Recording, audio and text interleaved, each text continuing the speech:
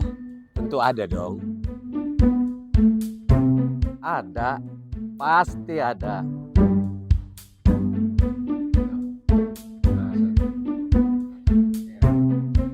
Tenang, pasti ada. Iya, betul itu.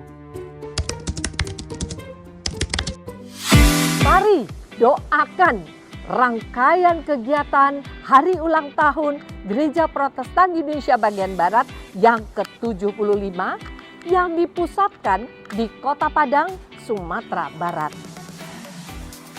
Yang berlangsung dari tanggal 28 sampai dengan 31 Oktober 2023. Mulai dari pengobatan gratis, seminar kebangsaan, dan deklarasi Eco-Church sampai dengan ibadah raya interkonektivitas bersama di 7 titik wilayah Nusantara.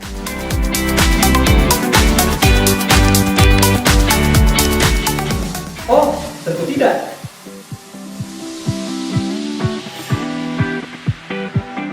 Doakan dan hadir juga loh di ibadah syukur 75 tahun GPIB. Pada tanggal 19 November 2023, pukul 14 waktu Indonesia bagian Barat, bertempat di Istora Senayan, Jakarta. Mari kita mensyukuri dengan penuh sukacita iman atas karya layan Tuhan Yesus Kristus di dalam dan melalui gerejanya GPIB selama 75 tahun. Soli Deo Gloria.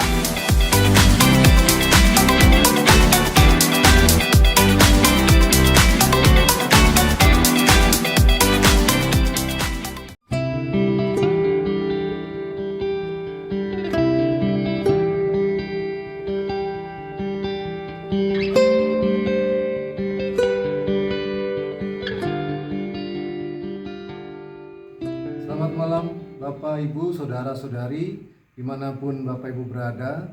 Senang rasanya bisa menyapa Bapak, Ibu, Saudara-saudari pada malam hari ini lewat night call yang dilaksanakan oleh Majelis Sinode GPIB.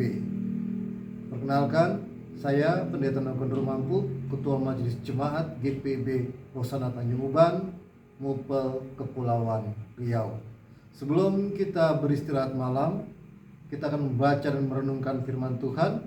Mari kita satukan hati dan pikiran kita untuk menghadap Tuhan di dalam doa sebelum pembacaan dan perenungan firman Tuhan. Mari Bapak, Ibu, Saudara-saudari dimanapun berada, kita satu dalam doa. Kita berdoa. Tuhan Yesus, kami akan membaca dan merenungkan firman-Mu. Urapi hati dan pikiran daripada hamba-Mu untuk dapat berkata-kata seputar firman-Mu hingga kira makin banyak jiwa-jiwa yang terselamatkan atau mengaku percaya padamu. Bersabdalah ya Bapa, karena kami anak-anakmu telah siap untuk mendengarkannya. Amin. Firman Tuhan pada malam hari ini, Selasa 7 November 2023, terambil dari kitab Injil Yohanes. Injil Yohanes pasal 4 ayat 15 sampai dengan ayat yang ke-18. Saya akan membacakan untuk kita semua. Yang menyatakan, kata perempuan itu kepadanya, Tuhan, berikanlah aku air itu, supaya aku tidak haus dan tidak usah datang lagi ke sini untuk menimba air. Kata Yesus kepadanya, pergilah, panggillah suamimu dan datang ke sini. Kata perempuan itu, aku tidak mempunyai suami. Kata Yesus kepadanya, tepat katamu bahwa engkau tidak mempunyai suami, sebab engkau sudah mempunyai 5 suami, dan yang ada sekarang padamu bukanlah suamimu. Dalam hal ini engkau berkata benar. Sampai sedemikian jauh pembacaan firman Tuhan. Terpujilah Yesus Kristus. Haleluya. Shalom.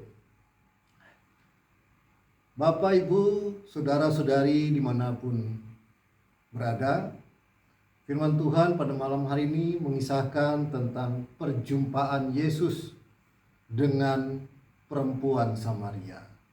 Dan ini kita sudah baca dan renungkan, ini melanjutkan bacaan kita dari tadi pagi. Adapun perjumpaan Yesus dengan perempuan Samaria adalah bagian daripada rencana Allah di dalam pelayanan Yesus bersama dengan murid-muridnya.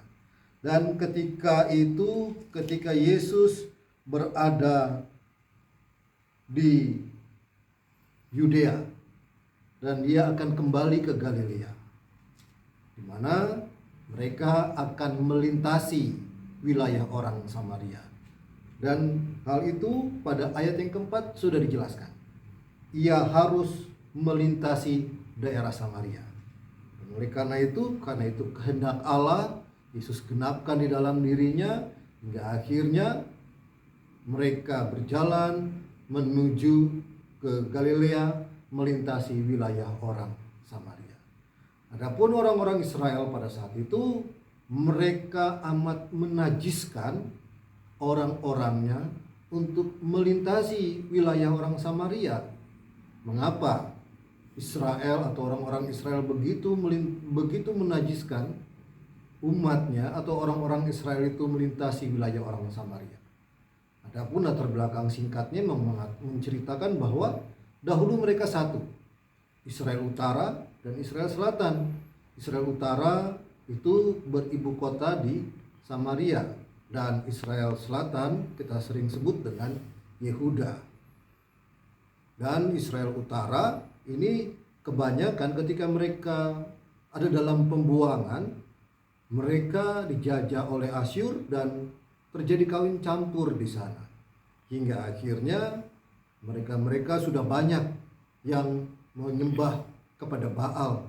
Bahkan tempat peribadahan mereka sudah bukan lagi di Yerusalem, tapi mereka menyembah di Gunung Gerizim.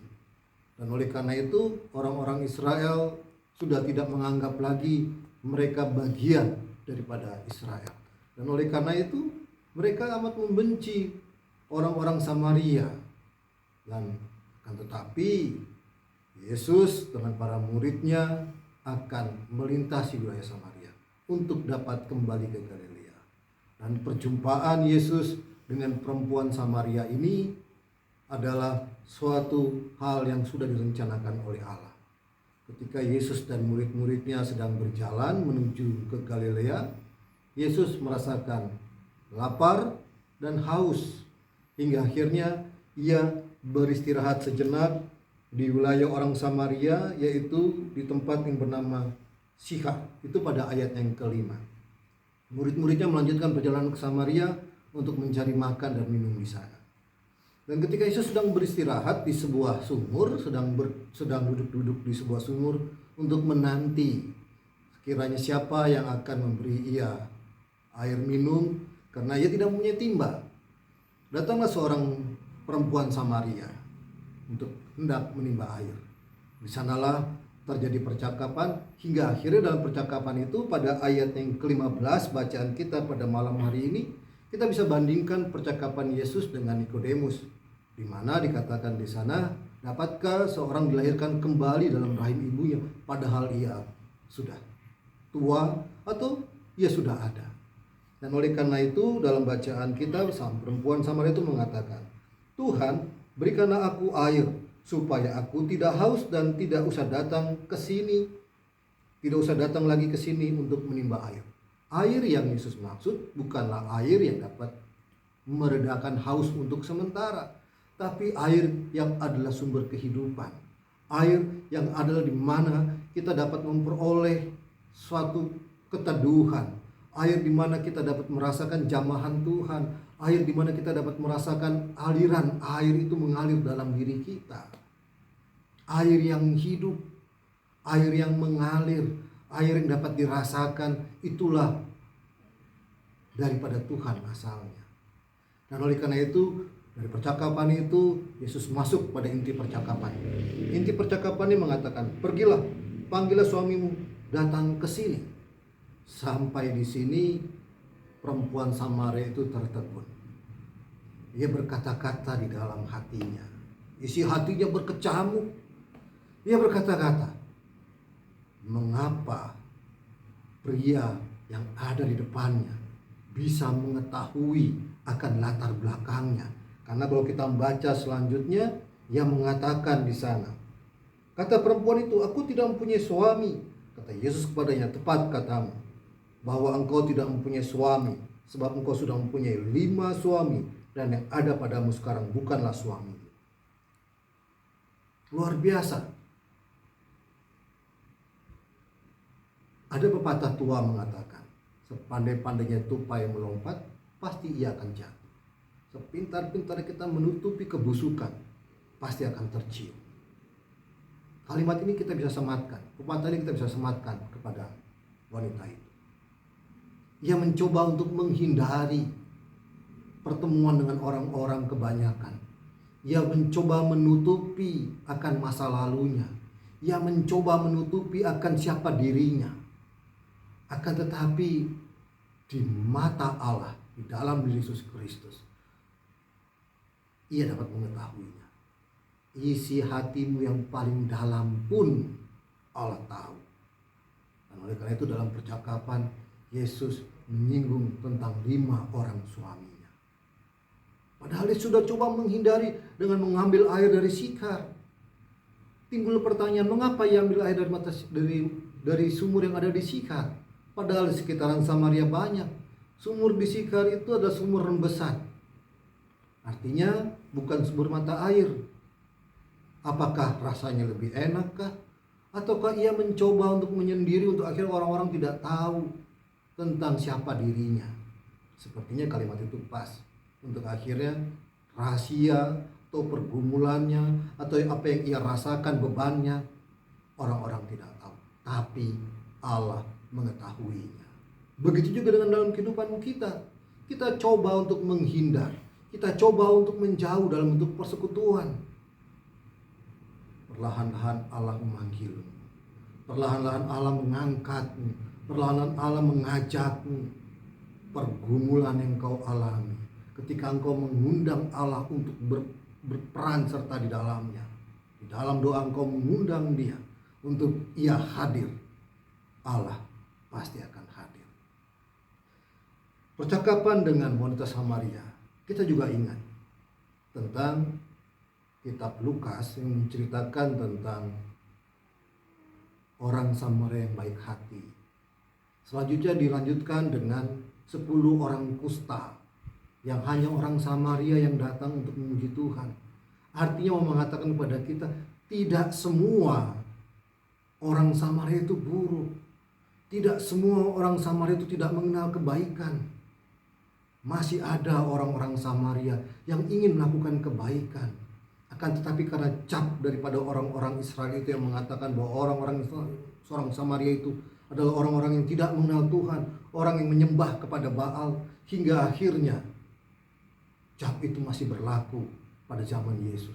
Yesus coba untuk menghapuskan itu.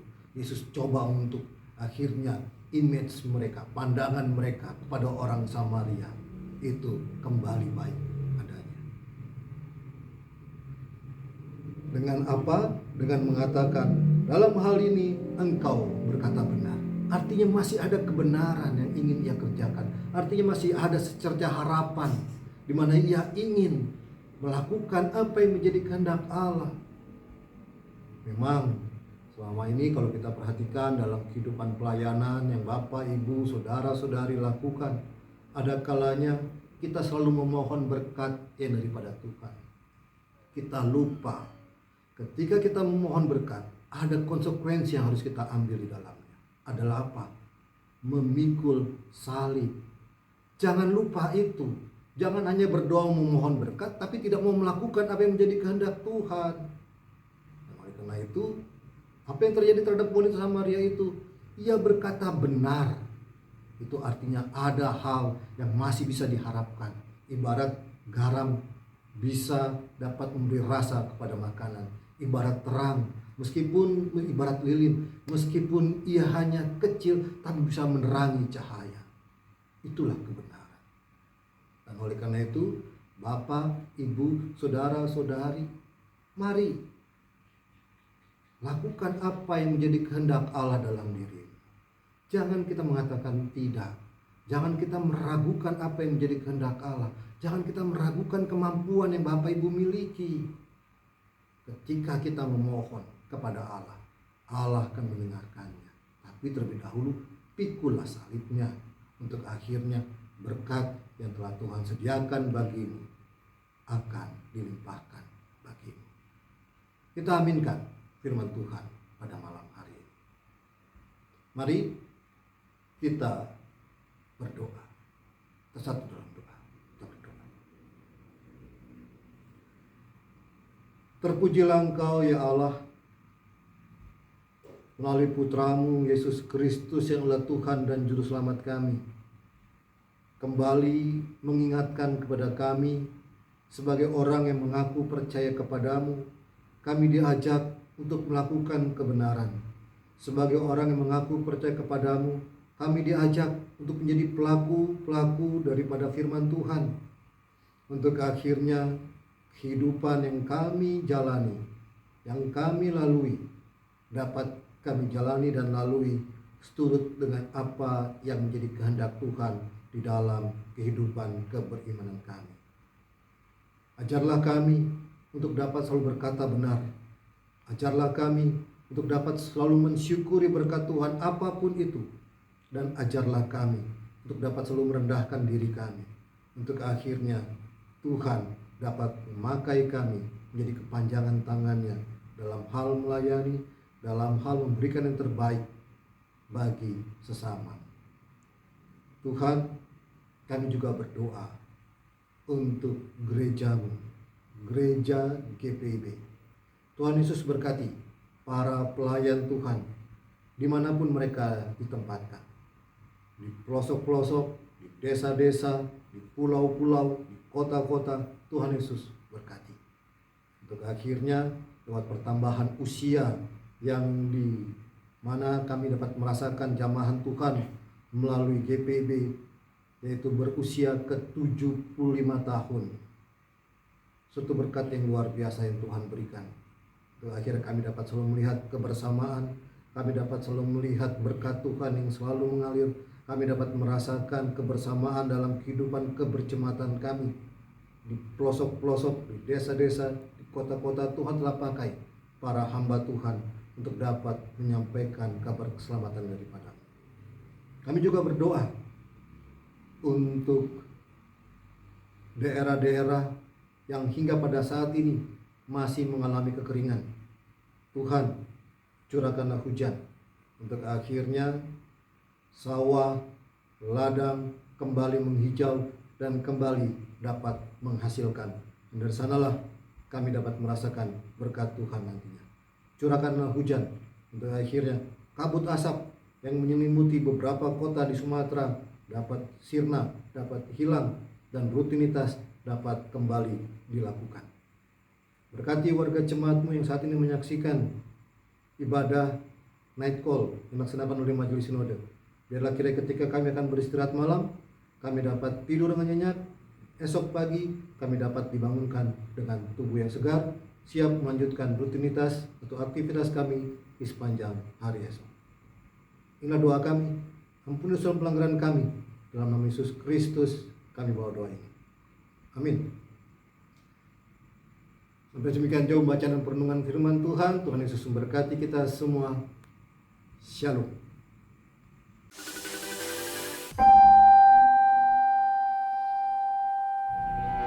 Shalom, salam sejahtera bagi kita semua. Saya Oli Dono Kambe selaku Ketua Panitia Hari Ulang Tahun GPIB ke-75 tahun. Mengajak jemaat GPIB untuk mengucap syukur kepada Tuhan Yesus Kristus yang menyertai pelayanan GPIB sejak tanggal 31 Oktober 1948 sampai dengan saat ini. Mensyukuri anugerah Tuhan, memasuki usia 75 tahun yang disebut sebagai usia berlian. Maka pelaksanaan hari ulang tahun mengangkat moto GPIB, berbinar kasih. Mari para pendeta emeritus, dan seluruh warga jemaat, kita datang dalam persekutuan ibadah raya dan ibadah syukur, di mana ibadah raya akan dilaksanakan di Kota Padang Sumatera Barat mulai tanggal 28 sampai tanggal 31 Oktober 2023 dan ibadah syukur akan dilaksanakan pada tanggal 19 November 2023 di Istora Senayan, Jakarta. Doakan dan muliakan Tuhan dalam pelayanan, kesaksian dan persekutuan. Salam hangat GPIB di hati.